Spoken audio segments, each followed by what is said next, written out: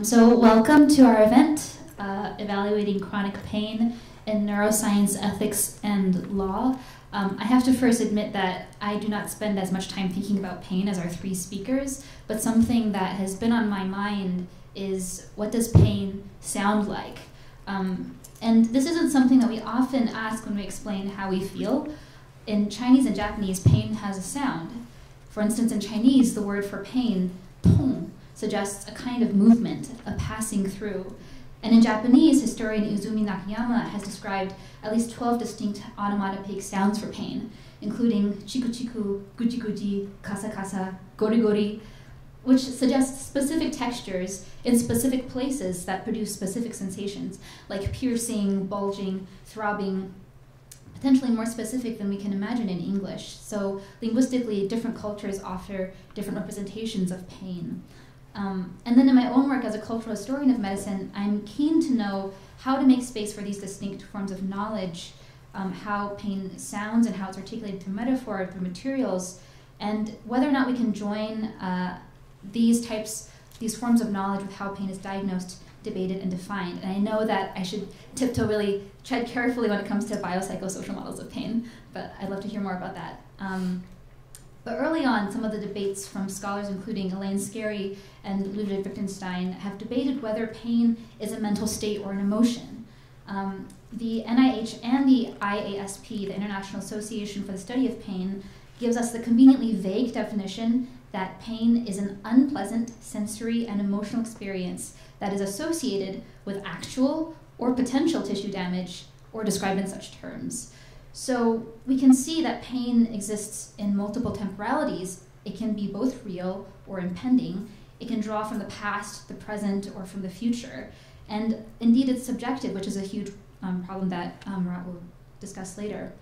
But it's subjective because of how different people, in their own words, may express, represent, and imagine pain.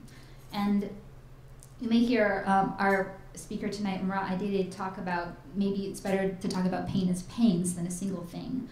So this vague definition of pain as a mental state, as a physical condition, or as an emotion is in some ways meant to universalize, and there are a lot of legal implications to this kind of universalization that my co-organizer, Federica Coppola, will introduce further. Thank you, Lam. Good evening, everybody. So, there are a number of implications and applications that neuroscientific findings about pain and chronic pain specifically may have on the law. Pain is an issue in the majority of legal domains, including tort cases, disability, workers' compensation, and it's also central to several criminal matters, such as torture or abuse. However, across these domains, the law has often downplayed the importance of the subjective experience of pain by endorsing what we call a folk psychological understanding of pain as a non-observable and non-quantifiable inner experience of the individuals. Therefore, the evaluation of pain in the law has usually been grounded in pre-scientific intuitions about the manifestations of pain and its consequences for the life of individuals. So the possibility of detecting and measuring pain and the effects of chronic pain in the brain may clearly entail significant changes in fundamental aspects of the law to take better account of people's subjective experiences of pain. And these changes may occur at a variety of levels, ranging from reframing existing pain-centered legal doctrines to revising evidentiary practices. On the other hand, the general limitations of neuroimaging in assessing mental states at an individual level implies probative issues that create hurdles to admissibility of pain imaging in courtrooms under different evidence regimes.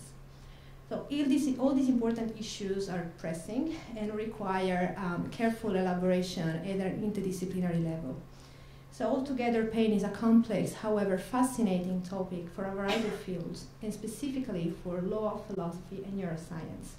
And I'm very glad that today we're having three leading experts in pain imaging research from the three fields that I just mentioned, who will give us their respective insights into the nature and the ontology of pain, as well as into the potential of pain research for law and society.